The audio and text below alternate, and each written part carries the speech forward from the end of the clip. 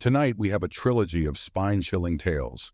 As you listen, be prepared to feel the darkness of Halloween. And by the time you get to the third story, a mystery unfolds that will make you rethink the next time you walk into a store alone. Don't skip to the end, or you'll miss the clues that make this night truly horrifying. In the fall of 2018, Ethan, a college senior, was buzzing with excitement as Halloween approached. However, he and his best friend Mark were notorious for waiting until the last minute to find their costumes. That night, they had a big party to attend at Tracy's sorority house, and time was running out. Ethan rushed to Spirit and Shadows, a newly opened costume store in his neighborhood.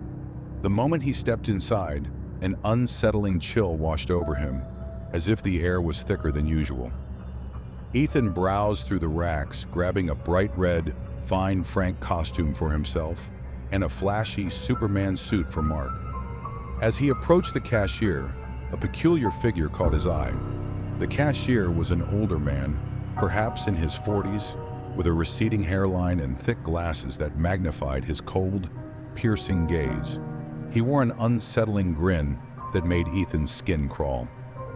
As the man rang up the costumes, he leaned forward, a predatory glint in his eyes, and asked about the Halloween party. Ethan felt a knot tighten in his stomach as he hesitated before answering. The cashier's questions were oddly specific. He wanted to know how many people were attending, if it was an open invite, and why there would be lots of girls there. Ethan's heart raced as he noticed the way the cashier's fingers lingered over the costumes, almost caressing them. "It's a closed invite," Ethan replied, his voice barely above a whisper. "I just got lucky." The man chuckled, shaking Ethan's hand with a grip that felt too firm. "Enjoy your night, Ethan," he said, his voice dripping with a strange mix of friendliness and malice. Leaving the store, Ethan couldn't shake off the feeling of being watched. As he drove to pick up Mark, the thought of that unsettling encounter replayed in his mind. But he pushed it aside, determined to enjoy the night ahead. Ethan and Mark arrived at the sorority house, the air filled with laughter and the rhythmic thumping of music. The living room was transformed into a Halloween wonderland. Dim lights flickered against cobwebs and ghoulish decorations, while guests mingled with red cups in hand. They quickly found Tracy, who was dressed as a witch, and joined her group for beer pong and other games, laughter ringing in their ears. However, as the night progressed, an eerie feeling began to seep into the atmosphere. A girl rushed in, her face pale and eyes wide with fear. "Where's Tracy?" she shouted, her voice trembling. Tracy stepped forward, concern etched on her face. The girl described a strange man in a cowboy costume who had tried to lure her away, his grip tight and invasive. Ethan's heart sank. It was Ron, the cashier. The girl explained how he had touched her inappropriately, and she had screamed, which startled him into running off. The party shifted dramatically. Music was turned down, and whispers of fear rippled through the crowd. The girl looked terrified, and Ethan felt the weight of the atmosphere pressing down on him. As Tracy and her friends debated calling the cops, Ethan couldn't help but feel responsible. He shared his own encounter with Ron, describing the unsettling handshake and the strange questions. The realization that someone they had unknowingly invited was a predator sent shivers down everyone's spine.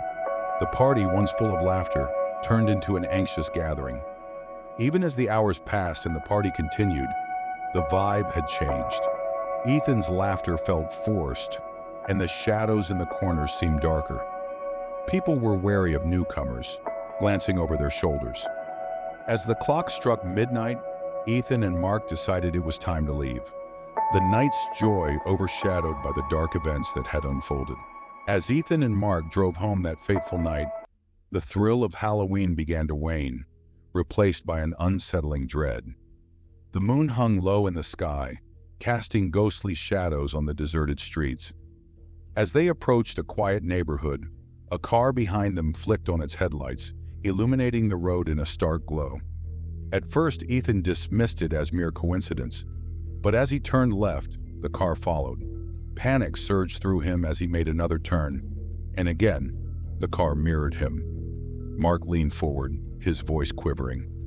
"Is that guy really following us?" Ethan's heart raced, gripping the steering wheel tightly. "I think so. Let's see if he stops too." He pulled over to the side of the road, trying to steady his breathing. The car slowed but didn't stop, its headlights cutting through the darkness. Just then, the driver's face came into view, and Ethan's blood ran cold. "It's him! It's Ron!" Mark gasped, his eyes wide with terror. Before they could react, Ron's car accelerated past them, revealing a sinister grin plastered on his face. "What the hell was that?" Mark exclaimed. Ethan felt a surge of adrenaline. They had to get away. After dropping Mark off down the block, Ethan kept glancing in the rearview mirror, half expecting Ron's car to reappear. As he turned onto a main road, he spotted a familiar silhouette in the distance. The same car, parked with its lights off, lurking in the shadows. Panic coursed through him. What did Ron want? He pulled over, the air thick with tension, watching the car remain still, its darkened windows like soulless eyes watching him.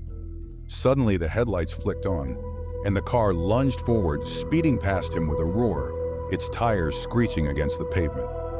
Ethan's heart pounded as he felt the weight of dread settle around him. "I have to get home," he whispered to himself, pressing the gas pedal harder. But as he turned onto his street, a chilling realization hit him. Ron was waiting, his car parked ominously at the end of the block. Ethan's breath quickened, and he felt trapped in a nightmare. "What does he want?" he muttered, fear wrapping around him like a vice. The shadows deepened, and every rustle made him jump. With trembling hands, he turned the corner, praying he would escape this horror, but the feeling of being hunted lingered, heavy in the night air. As he reached his driveway, Ethan glanced in the rearview mirror once more. The figure in the car was gone, but the haunting feeling that he wasn't alone filled his mind. Shaking, he entered his home, locking the door behind him. The night stretched on, filled with silence and uncertainty, and as he lay in bed, sleep eluded him, the shadows outside whispering dark secrets.